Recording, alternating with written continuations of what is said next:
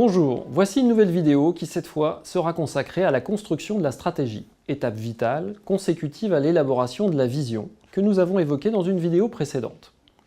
Dans un premier temps, nous évoquerons quelques notions de base, pour préciser ce dont nous parlons, car le terme stratégie peut être utilisé pour désigner des choses très différentes. Ensuite, nous parlerons du diagnostic, qui permet de faire la synthèse des informations disponibles pour bâtir la stratégie. Et enfin, nous ferons un tour d'horizon des types de stratégies et des voies et modes de développement les plus courants. La stratégie, selon Chandler, en 1962, est l'identification des moyens et actions nécessaires pour atteindre les objectifs fixés.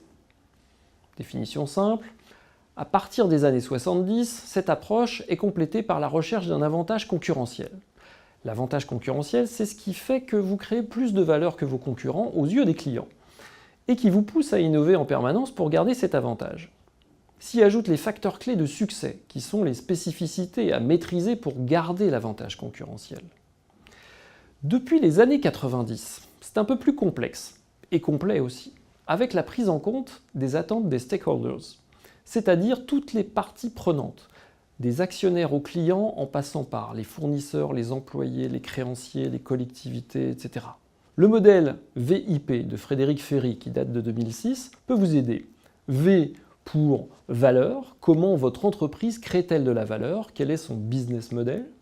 I pour imitation, comment empêchez-vous les concurrents de vous imiter. Et P pour périmètre, sur quel périmètre agissez-vous. Gamme, secteur, internalisation, externalisation, etc. Par exemple, pour la société BIC, la valeur, c'est créer des produits fiables pour des besoins simples comme écrire, se raser, générer une flamme. Empêcher l'imitation se fait en fabriquant des produits de grande qualité à prix faible, vendus dans un maximum de points de vente. Et leur périmètre est mondial, avec 87% des produits fabriqués en interne et 13% sous-traités. À vous de définir votre VIP. La stratégie peut être construite à partir d'un diagnostic. Le modèle SWOT, des forces, faiblesses, opportunités et menaces, est un classique qui permet de collecter et classer les informations nécessaires à la réflexion. L'analyse interne de l'entreprise générera la liste des forces et faiblesses, qui permettront à leur tour de définir la capacité stratégique de l'entreprise. L'analyse externe de l'environnement permettra d'identifier les opportunités et menaces, et par déduction, les facteurs clés de succès. La capacité stratégique de l'entreprise associée aux facteurs clés de succès permettra de déterminer les choix stratégiques. Le diagnostic externe peut aussi utiliser le modèle PESTEL, initial des 6 composantes de l'environnement à étudier.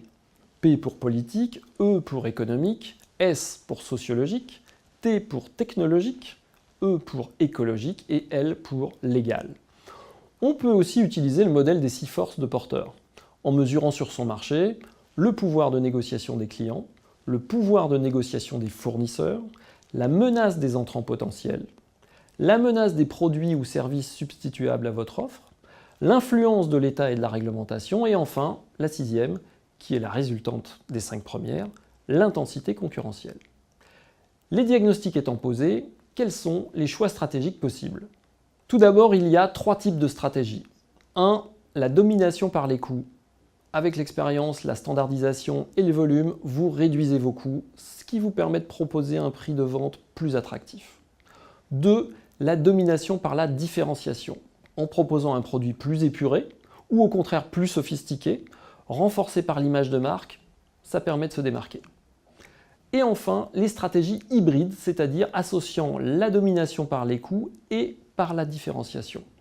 Un exemple devenu célèbre, celui de Free, qui est arrivé comme outsider sur un marché où les 3 opérateurs existants proposaient des catalogues d'offres très complexes, des prix élevés, et Free a proposé une offre simple à prix bas, à tel point que l'un des 3 opérateurs existants avant Free devrait être racheté et peut-être disparaître.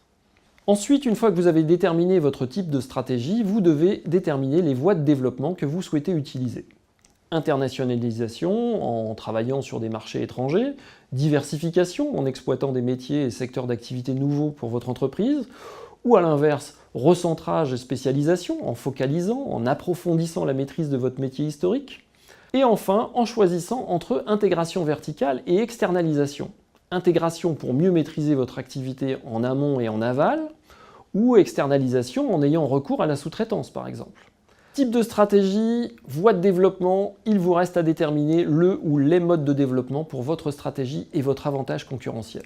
Soit la croissance interne, en développant vos propres ressources, votre avantage concurrentiel, soit la croissance externe, en rachetant une entreprise ayant le savoir-faire ou la clientèle que vous recherchez, soit enfin la croissance conjointe dans le cadre de partenariats, d'alliances ou de joint venture. Diagnostic, avantage concurrentiel possible, type de stratégie, voie de développement, mode de développement. La stratégie est ici déduite à partir d'un diagnostic. Mais elle peut aussi être construite en influençant l'environnement à partir de savoir-faire spécifiques. C'est la théorie des ressources et compétences, qui énonce que, en partant de vos ressources stratégiques et de vos compétences fondamentales, rares et difficilement imitables, vous pouvez faire les meilleurs choix stratégiques pour votre entreprise et bâtir un avantage concurrentiel majeur. Stratégie déduite et stratégie construite semblent opposables sur le papier, mais dans la réalité, elles sont naturellement complémentaires. N'hésitez pas à utiliser les deux. Vous retrouverez un schéma récapitulatif dans les ressources associées à cette vidéo. Pour terminer et illustrer l'ensemble, prenons un exemple, la Fnac, sur le marché des produits culturels et technologiques.